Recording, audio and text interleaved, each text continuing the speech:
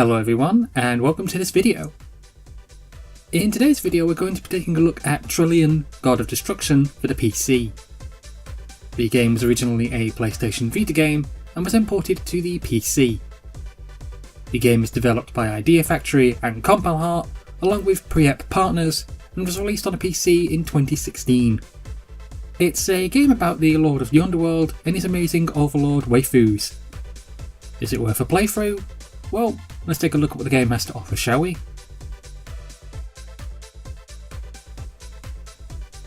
The game's story begins with the Lord of the Underworld being attacked by a monster only known as the God of Destruction, aka Trillion. The ruler of the Underworld then witnesses his own brother and thousands upon thousands of his own men die at the hands of Trillion. The main character himself then dies by the hands of Trillion too, but then finds that he's been resurrected by a female character only known as Frost. She makes a deal with him in that she will help him defeat Trillion, save the Underworld, but in exchange she wants his soul. This agreed upon, the story then has you take control of one of the several female overlords who represent greed, envy, lust and all the other various sins. Only one person can be trained to fight Trillion however at any one time throughout the story. So what happens is you end up picking a candidate to fight Trillion, you then train them for the next few months or so, and then you send them into battle against Trillion. And here's where the story gets a tad heartbreaking. You see, the Lord of the Underworld couldn't defeat Trillion himself, and yet even with several months of training, the female overlords are never really going to stand a chance against Trillion. So what ends up happening is you end up starting to train these characters, and then you end up starting to actually care about them and liking them, only to end up being the one who's sending them to their own doom. No matter what you do against Trillion at the start, you will always lose, because you're just not going to be powerful enough. So as the story continues, you end up killing each girl off one by one, and it's just an awful feeling. You really get to know these characters, and you sending them to their deaths is just an awful heartbreaking feeling, especially if you have a fave girl among the group. The story is very good, as it's all meant to be about loss, acceptance and dealing with the situation that you're thrown into, and time is always against you as Trillion marches onto his main goal, which is eating the core of the Underworld, which will destroy everything. It's a good story, which, while being funny, is also quite dark, has lots of humour, but can also be quite serious at times. It's a story that realistically I wasn't expecting, but one that I really grew to like. The game starts you off with your main character, known as Zebolas, who is the Lord of the Underworld. However, he gets defeated pretty much right away, and when introduced to Frost and the other female overlords: envy, greed, lust, sloth, pride and gluttony. You then pick one of these three girls available at the start of the game, and then you then begin your training to fight Trillion. During this time, you get to learn about each one of the girls and how they're all different from each other, with their own thoughts and feelings, and how they find the events which are unfolding difficult for themselves and everyone around them. All the time that you're training these girls, you're also being helped by the other girls and Zebolas, and with each day that passes, the girls get stronger and you learn more about them. And this just makes the game that much more harder, because you end up really liking the characters, and with myself, at first I picked Levia, and I really liked her. So then to see her be the first one of the girls to die at the hands of Trillion just tore my heart out. It got even worse after this because I then picked Mormon, thinking I wouldn't like her as much as I did Levia, only I then kept trying to save her by delaying Trillion's attacks, and no matter what I did, she just ended up dying anyways. It got worse after that still, because I then picked Papel for my third choice, and when push came to shove, it really is quite soul destroying. The game's got a fantastic cast of characters, and all of them are voiced amazingly well, with each one of them having a really standout personality.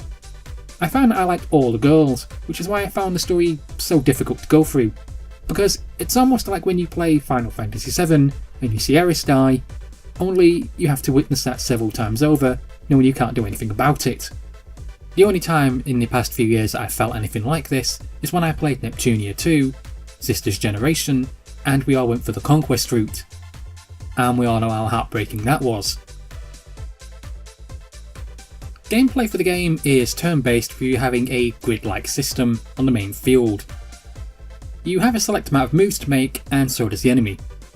You also have standard attacks, followed by a few special moves that you can learn from the combat system, and also a few super special moves which you will learn much later on in the game. It's your standard turn-based style RPG, however it can become extremely complicated at times with how combat unfolds on the field. It can end up being a situation where if you make one single mistake, then that's it. You're dead. It's a very tactical style game when it comes down to the game's gameplay. It's not the sort of game that you can just rush into and think that you can go in sword swinging. It does require you to think, and it does require you to think about your actions and what's best to learn from the main menu, such as having more health or magic, or instead ignoring those and just focusing solely on attack power. You see, this is a game's main problem. You're always limited on time before you're forced to fight Trillian, and because of this you have to choose what you're going to learn in a select amount of time before you're forced into battle. The gameplay forces you to think what's best before you do the battle with Trillian, because you only have a select amount of points which you can gain and then use to learn new abilities, and if you pick the wrong abilities then you could potentially cause your own defeat in battle before it's even begun. The graphics for the game are what I have come to expect from an Idea Factory made game. The story is told through 2D animated sections where the characters talk to each other as the events of the story are told. The actual combat then switches to a 3D style combat system which looks a tad of a chessboard style system, if that makes any sense. The graphics themselves are very well done and come across very smoothly without any slowdown or glitches. Well, none that I came across while playing anyway. I also tested the game on my GTX 670 and my GTX 970 graphics cards, and both ran very smoothly. While the game's graphics are very nice and pretty, I don't think that you really do require a beast of a graphics card to run the game at all. The Steam store page does say that it requires a GTX 960 as the game's recommended, but I do think that's a tad overkill myself. The game's graphics are nice, they're crisp, they're very well done and very well animated, and I'm fairly sure that if you've played an Idea Factory game before, then you know what to expect from the game's graphics. Here is where I feel the game suffers the most, its environments. To have this make any sense at all, I'm going to explain it like this. The game starts you off fighting Trillian, it then has you practice against Mokujin, which is a practice version of Trillian, and then you have the Trial of Swords dungeons. And that's essentially it for the game's environments which you can explore in. The Sword Trial dungeons also get very old very quickly, as you start to notice that they are essentially all the same. They do change a little bit as you get more powerful and as the story progresses, but for the most part you do notice that they're essentially the same stages all the time. The battle between Mokujin and Trillian is also quite limited as well, because basically that's just a horizontal stage and nothing really else. Realistically, it's the game's biggest downfall, as it should have had more stages or given you more exploration choices, but it just doesn't, and what it does offer you is very limited. This is why I say I really do feel that this is the game's biggest hurting point. I understand that the game was made on a budget, and it's not exactly on the same level as the Neptunia games, but still, it just feels like you're given about 12 stages for the Trial of Swords levels, and then just one stage for fighting Mokujin or Trillian. It just feels extremely limited.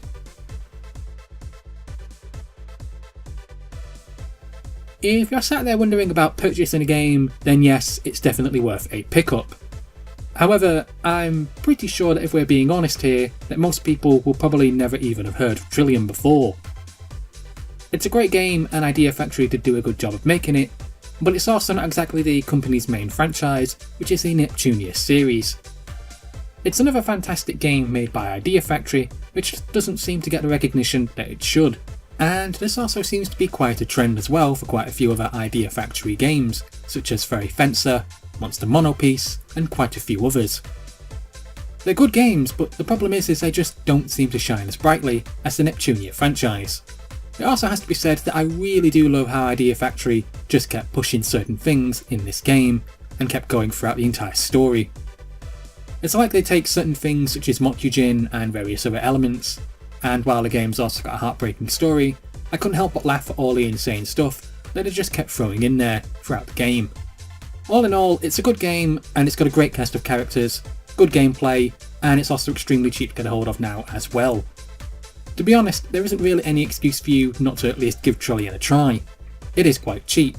I've seen it for less than $5, and for what this gives you timing gameplay wise, this really is worth it. It's a good game, great story, great characters, great combat system, and honestly, there just isn't really any excuse not to at least give Trillion a try. It's a good game, and I really do recommend it. Well, that's it for this review. Thanks for listening, thanks for watching, and please subscribe.